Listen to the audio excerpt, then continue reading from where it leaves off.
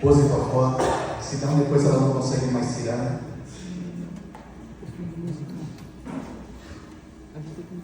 Quero agradecer ao pastor Elias por ter falado, né? Meu filhinho está maior do que eu, 2x2, enorme já. Tadinho, maravilhoso igual o pai dele. Então, gente, culto de quinta, culto de cura, de libertação. O presbítero Wellington me convidou faz um tempo. A palavra já mudou um par de vezes, mas todas elas se encaixam. E quase que mudou no louvor de novo. Mas o que eu tenho para falar nessa noite é justamente para nós que estamos no culto, para quem está vindo no culto. Eu quero falar sobre o apelo hoje, o porquê do apelo, né? Então, o Senhor é um Deus de obras completas, Ele não é um Deus de obra pela metade. O problema é que ela se torna metade porque nós não damos liberdade. Ele faz até onde nós permitimos. Deus, Ele é um Senhor educado. Tem uma palavra bonita que só assim sabe falar, mas eu não sei, é gentleman. Ele é essa palavra bonita. Ele é um Senhor muito educado. Diferente de Satanás que vem chutando, derrubando, arruinando e destruindo todas as coisas, inclusive a nossa casa.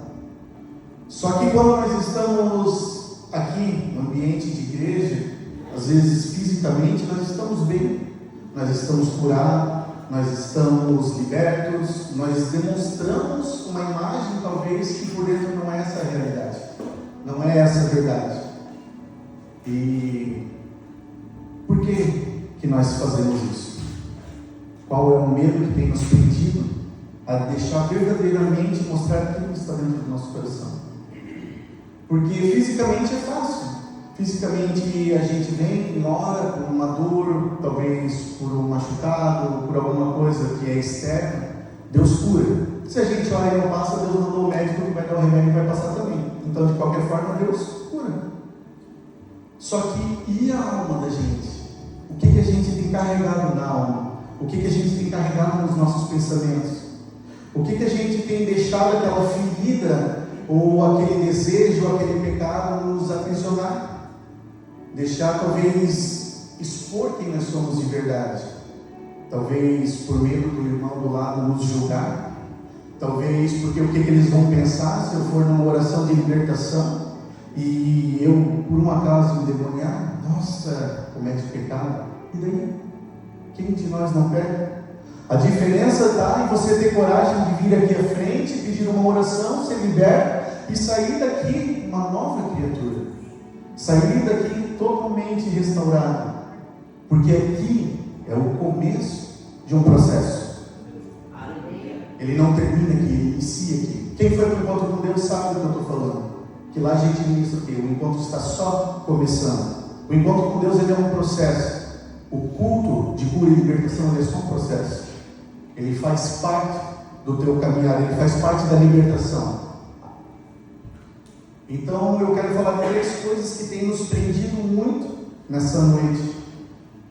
Sobre, às vezes nós retemos a bênção que está na boca de um irmão que vem orar pela gente, de um presbítero, de um pastor, de um obreiro. A primeira das coisas é a dúvida se Deus ainda pode fazer aquilo que está escrito.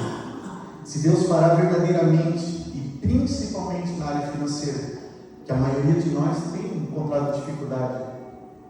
Só que a nossa carne, igual o pastor Elias falou, o nosso coração anseia pelo dinheiro, mais do que anseia pelo milagre de Deus. E aí quem é o trono? Quem está sentado? Quem está lá tomando lugar? A segunda coisa é a preocupação do julgamento. Como eu falei, o que irão pensar se eu for à frente? Eu sou uma pessoa fraca? Ou talvez eu sou uma pessoa com pecados? Talvez eu sou uma pessoa que não serve a Cristo? Que imagem que eu estou querendo mostrar, sendo que eu deveria ser Deus de verdade quem eu sou dentro da minha casa? Porque aqui nós somos uma família grande. Todos somos irmãos, todos somos amigos. Posso talvez não ter tanta intimidade, deixa eu ver, em todos aqui eu tenho intimidade, muita intimidade. Contigo eu tenho muita intimidade, Roberto. Talvez não tenha tanta intimidade ainda com o Diego, né? Que nós estamos tentando marcar uma pizza aí no dia, marcar é certo. Mas assim, com todos eu tenho intimidade. Então por que eu não posso ser transparente? Claro que tem coisas que vocês vão falar somente para os seus pastores, para os seus presbíteros, para os seus líderes. Mas eu não preciso mostrar uma imagem de um ser forte, porque eu não sou forte. O Espírito Santo me fortalece, o Espírito Santo me testifica, o Espírito Santo conduz a minha vida, não sou eu. Então toda honra, toda glória, todo louvor tem que ser dele, não minha. E a terceira pilar, a terceira corrente que nos prende no banco e muitas vezes não deixa nós virmos aqui na frente é o medo. O medo de perder o controle, o medo do que virá, o medo do que irá acontecer. O medo é a nova estratégia de Satanás. Faz quanto tempo que a gente não vê no culto nenhuma pessoa endemoniada? Faz quanto tempo que a gente não vê no culto algo diferente acontecer? Porque o medo tem paralisado, o medo tem nos acusado. Satanás tem soprado no teu ouvido, tu vai perder o controle. Mas o controle nunca foi nosso. A intimidade com Deus, ela te ensina que nós temos que entregar de fato o controle nas mãos dele. Quem tem que ser o centro e não o primeiro é Deus. Porque quem me acompanha lá na célula, aqui o casal que vai lá na célula, eu falo, a gente tem costume de falar Deus é o primeiro, não, Deus é o centro. Porque o primeiro, uma hora ele cai para o segundo. Sempre, é fato, sempre cai para o segundo, depois para o terceiro. E às vezes a gente pode até acabar excluindo da nossa vida. Então Deus tem que ser o centro. Jesus é o centro da tua vida, Jesus é o centro da minha vida, é o centro da minha casa, é quem restaurou o meu casamento, é quem restaurou as minhas finanças, é quem restaurou a minha intimidade com os meus filhos, é quem me trouxe amigos de verdade. Esse é o meu Jesus. É aquele que ainda liberta, é aquele que cura, é aquele que renova. É esse que nós temos que vir aqui na frente de joelhos e falar: Pai, eu estou aqui, cura, me liberta. Eu fiquei meio receoso de trazer uma passagem, mas daí eu conversei com o pastor Edson de manhã, ele me abriu a mente, e depois o pastor Elias falou lá na intercessão sobre a mulher cananeia, está lá em Mateus 15, 21 a 28. Vamos abrir lá, já li, mas vamos abrir.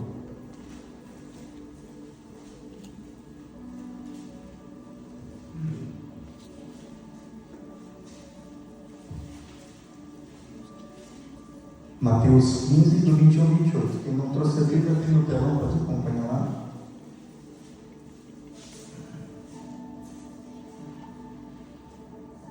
Diz assim: saindo daquele lugar, Jesus retirou-se para a região de Tiro e de Sodoma. Uma mulher cananeia, natural dali, veio a ele gritando: Senhor, filho de Davi, tem misericórdia de mim.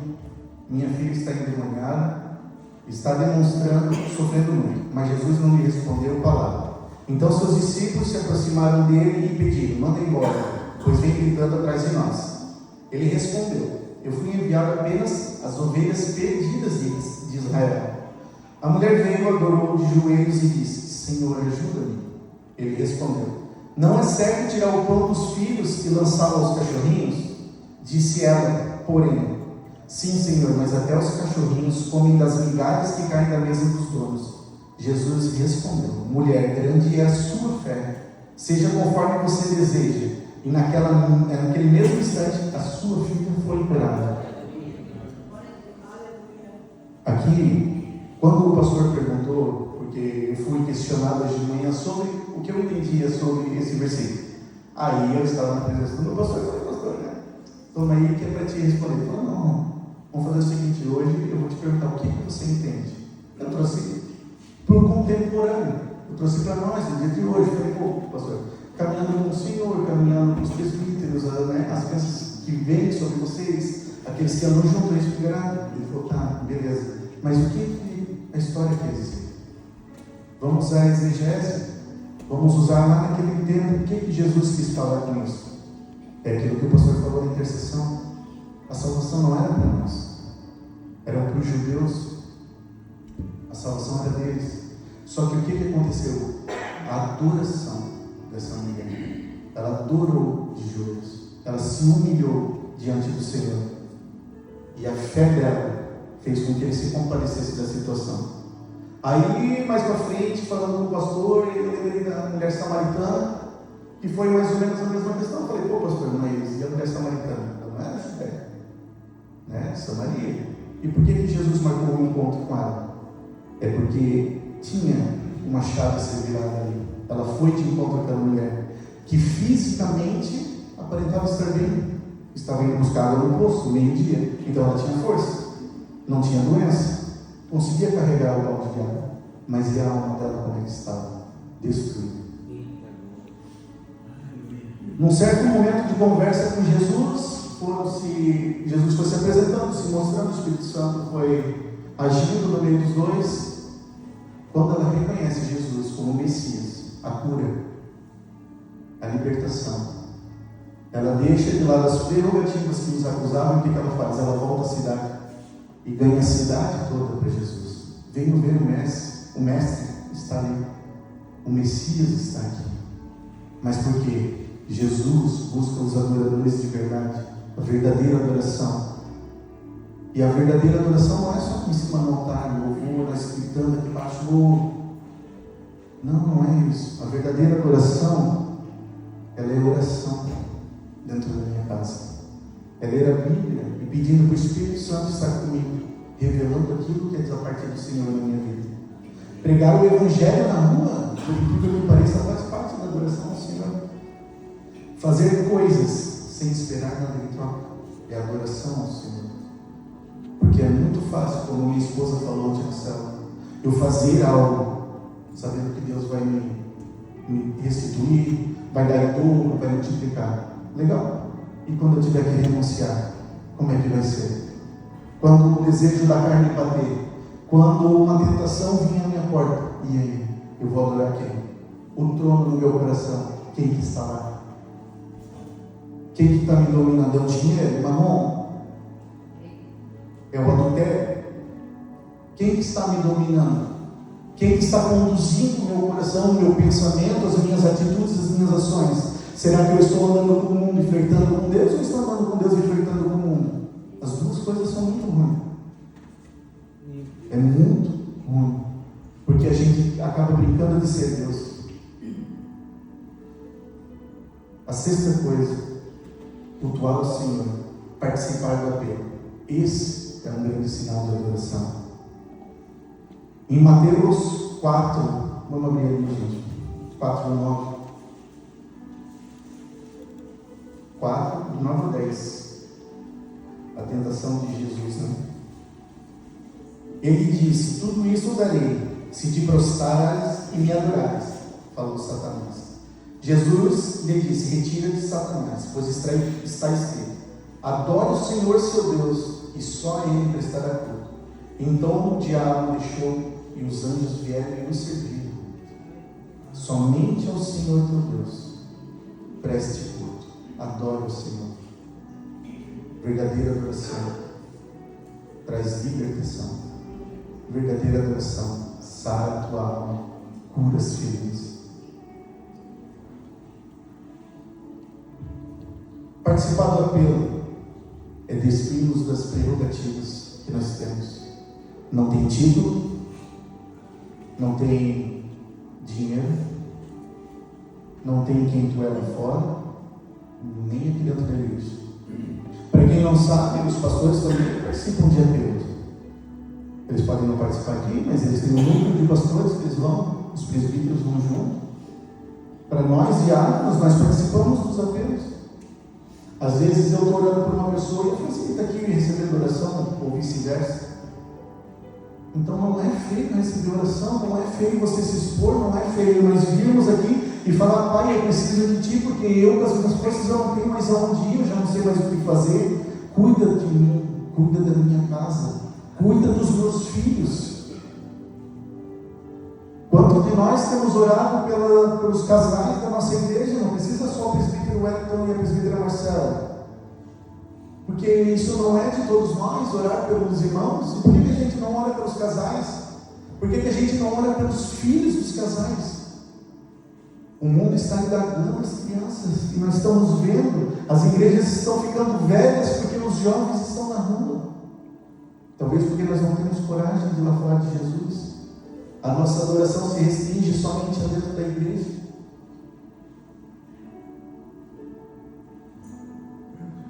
Por que toda vez que há um apelo, nós temos que ficar aqui falando, insistindo, orando, quebrando correntes, para que as pessoas tenham coragem de vir? Por que a gente trava? O que nos mantém no lugar? O que nos mantém travados na cadeira? Porque é o que as pessoas vão pensar, igual eu falei? Porque será que Deus vai fazer? Poxa, então eu estou botando Deus dentro de uma caixinha que eu quero carregar? Estou duvidando do poder dele, será? Porque temos ciclos escravos de Satanás na questão do medo? Por que o medo tem nos corrompido? Por que o medo da falta de dinheiro talvez tenha feito com que a gente cometa atos ilícitos? Olha, eu vou expor o meu pecado.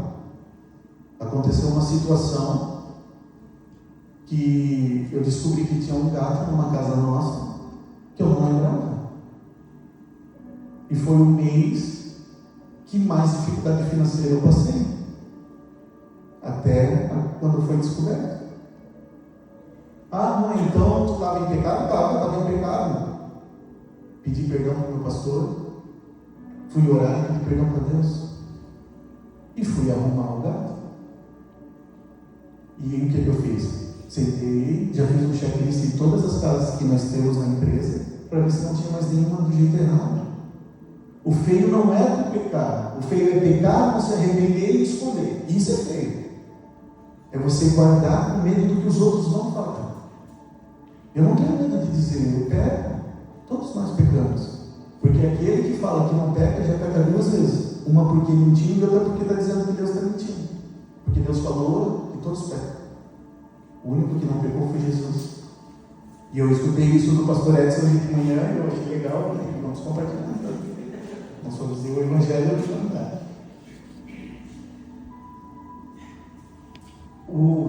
A chave dessa noite está no poder que é o nome de Jesus Cristo. Porque Ele quer usar esse poder. Ele não revestiu de autoridade. Ele deu autoridade a cada um de nós. Tudo que pedimos, crendo, Ele nos dará. Em João 16, 24 vai falar que nós ainda não somos felizes, porque ainda nós não pedimos o nome dEle. Tá? Podem conferir. A Bíblia fala que nós não somos felizes, porque nós não queremos ser felizes. Porque quando nós formos felizes, a gente vai chegar em casa e vai falar: Pai, abençoa a vida financeira do Diógenes e da Giza, abençoa o casamento da Ingrid de Orlando, abençoa o Romero da Vilma. Intercessão, oração. Quando eu oro pelo outro, a pessoa ganha mais. Então eu tenho certeza, como uma igreja, que nós somos pessoas orando por mim, pelo meu casamento, pelas minhas finanças. Façam isso.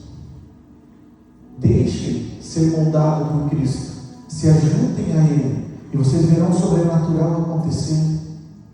Vocês verão as cadeias serem quebradas. Até o louvor que ser tocado hoje de manhã. As cadeias vão ser quebradas, gente. Eu sou testemunha disso, eu sou prova disso. Eu sou prova que eu era um pecador no lamaçal do pecado. Eu sou prova que eu tinha uma vida destruída, ganhando muito dinheiro. E eu não era feliz. Hoje eu não ganho um terço do que eu ganhava. E rio sozinho do pecado. Quem passa na rua acha que eu sou um retardado. Mas, cara, eu tenho Jesus Cristo. Eu sou revestido do poder e da autoridade dele. Se alguém bater na minha porta, a primeira coisa que eu pergunto é uma oração. Aí tá, pastor aqui anda com a gente, né, pastor? Não tem uma loja, gente, que eu não entro, que eu não falo de Jesus. Todas as lojas que eu entro, quando está com os pastores, eles têm que orar. Nós oramos até por uma senhora Cartina, lá em Londrina, que ela estava para a loja fechada aqui. Falei com os pastores conversaram com ela, oraram, a loja está aberta até hoje. Então Jesus faz. Jesus tem poder, Ele nos deu poder através do nome dEle, Ele quer fazer. Por que a gente não deixa ser feito? Por que a gente bota Deus numa caixa? Por que a gente restringe o poder de Jesus Cristo somente naquilo que a gente quer parecer bonito para o mundo? Sendo que a nossa alma está destruída, o nosso emocional está abalado, matando as famílias, está matando os casamentos. Os nossos filhos dentro da igreja estão se perdendo, porque nós estamos querendo viver de mentira, e mentira é pecado.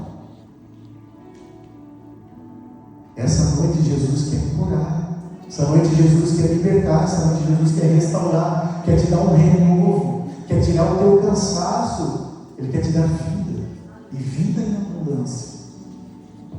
Aquele onde o pecado superavitará a graça.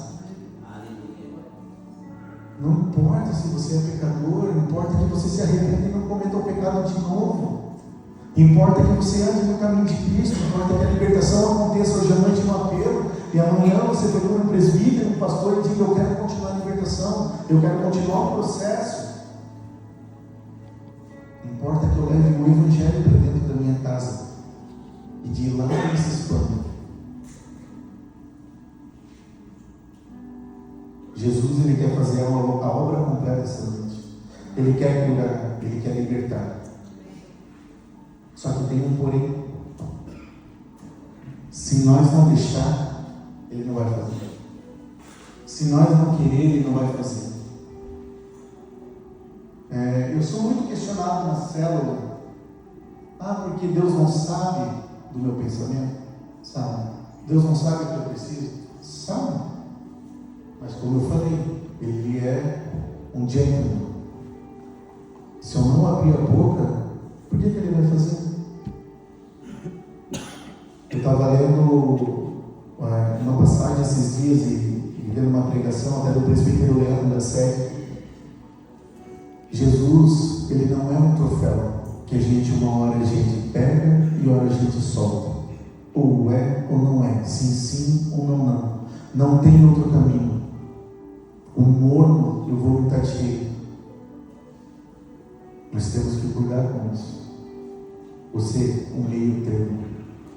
Não existe meio termo para o Senhor. Nós temos que querer rejeitar Satanás. Nós temos que querer rejeitar a tentação. E sabe qual é a maior luta de nós hoje? O desejo da carne. O nosso caráter. E isso tem trazido muitos problemas para nós. Porque ao brincar de sermos Deus, ao brincar de andar com Ele, ao brincar de andar com a igreja, ao vir aqui na frente, receber oração, sair daqui, já pegar na mão do capeta de novo e ir para casa, quando chegar o dia do juízo final, Jesus vai fazer o quê? Tirar a poeira dos seus pés e voltar para o Pai. E às vezes você não vai junto, porque enquanto Ele esteve aqui, você não quis Ele. E o povo que rejeitou Ele, Ele estendeu a graça, assim como foi com a mulher cananeia, aos gentios. E nós somos os gentios. E aí o que nós temos feito? Aonde que nós queremos chegar e aonde nós queremos ir? Se eu não querer a mudança no meu estilo de vida, como vou viver um verdadeiro adorador? Se eu não querer liberdade, como vou sair da escravidão do medo e do reconhecimento pessoal que eu preciso para estar bem? Se eu não querer restauração, a minha alma não será curada. Não vou conseguir largar o peso do pecado. A ferida ainda vai estar aberta. E toda vez que for tocada, ela vai doer. Porque ela nunca cicatrizará. Gente, o apelo, ele não é um ato de demonstração de qualquer coisa. É um ato de submissão a Cristo. Um apelo é para que vocês venham receber oração para serem curados. As pessoas que aqui estão orando por vocês passaram pelas mesmas coisas. Pecados foram perdoados. Casamento destruído foi restaurado. Entre N coisas. Então, quando a pessoa vem e ora, receba oração. Independente se é pastor, independente se é presbítero, receba oração. Porque ninguém vai te julgar, ninguém vai falar: a Ingrid veio aqui na frente e caiu para trás, meu Deus do céu. Não, salvação individual. Às vezes ela vai deixar de receber a salvação por não ter vindo aqui na frente, por pensar que alguém vai julgar ela. Às vezes a chave para mudar a tua vida está na boca de alguém que está aqui na frente. Às vezes a resposta financeira está na boca do presbítero Wellington. Às vezes a restauração do teu casamento está na boca da pastora Karina.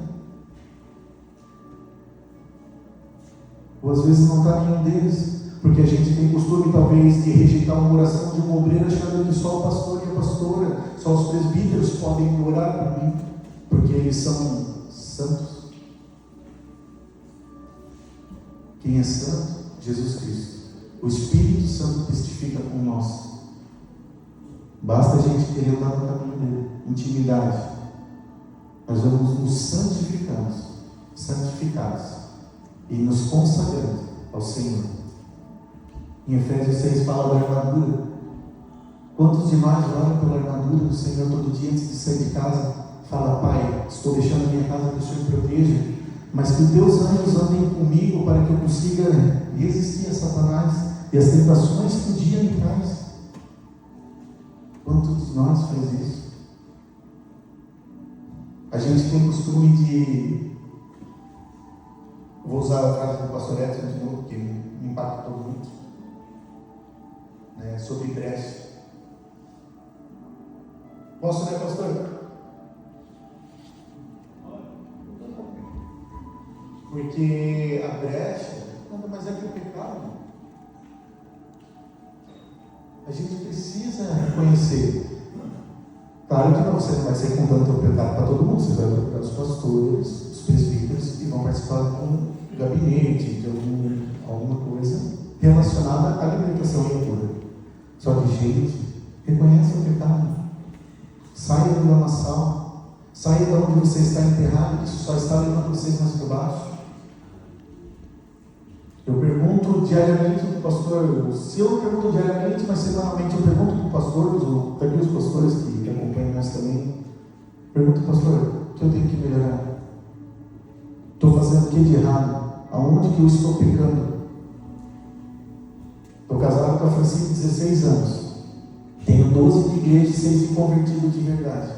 Esse ano eu fui fazer aconselhamento com a Rede Comercial, porque tinha uma diferença de pensamento meu e dela que eu estava batendo, estava fazendo destruição no meu casamento. Não é feio. Não é feio. Estou com um problema no meu casamento, está aqui, mano. Presbítero Hélio, presbítero Marcelo. Tenho problema com meus filhos. Está lá, a Aninha, e eu sei que para os pequenos, o Cassiano para os maiorzinhos. Não é feio, gente. Feio é ter apelo e o problema é ficar sentado no banco. Porque não é eu que vou julgar, é vocês que vão deixar de receber. Quando eu não vim, é eu que deixo de receber. Quando eu me converti de verdade na Reviva, porque antes eu era só frequentante de igreja, sentava no banco e ia embora do mesmo jeito que eu entrei, eu vinha aqui e canta até o altar já. Eu já vinha caindo no meio do corredor, levantava e vinha até chegar aqui na frente e receber oração. Um pouco era demônio, um pouco podia ser o Espírito Santo me pegando, mas eu vinha. E não importava o que os outros estavam falando. Não importava se a Francine estava gostando ou não, porque salvação individual. Se Jesus voltar hoje, eu quero ir. Claro que eu quero que minha esposa e meu filho vão. Eu estou ensinando eles. Mas se eles não quiserem, eu quero ir. Eu não quero ficar. Porque não existe outro caminho, é só esse caminho. É céu e inferno, não tem outro. Infelizmente é isso. A verdade seja dita. Ou nós vamos ser salvos, ou nós vamos para o inferno. Aconselho a salvação. Aconselho buscar os pastores, os presbíteros, os líderes de célula, para ajudar vocês a sair da onde eu estava também. Não é feio reconhecer o pecado. Feio é esconder ele no coração, deixar guardadinho, que é isso que vai consumindo a energia e vai te trazendo medo toda vez que confrontado. Amém? Pode vir, irmão meu, por favor. Queria pedir para vocês se colocarem de pé.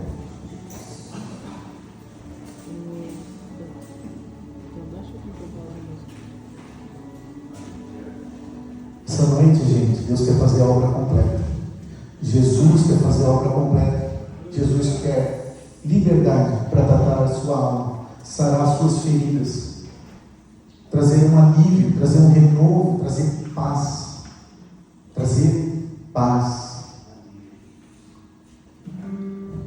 Não se acanhe. Rejeitem a Satanás. Se ele vir falar no teu ouvido, fulano de tal vai falar, ele sabe o teu pecado. Fala para ele, não importa, eu sou do Senhor a partir de agora, eu vou lá receber uma oração. Não perca as oportunidades que são dadas a nós. Não perca as oportunidades, talvez, que você tem hoje de sair daqui transformado e liberto. Deixa o Espírito Santo agir. Deixa Deus conduzir essa noite em adoração e oração.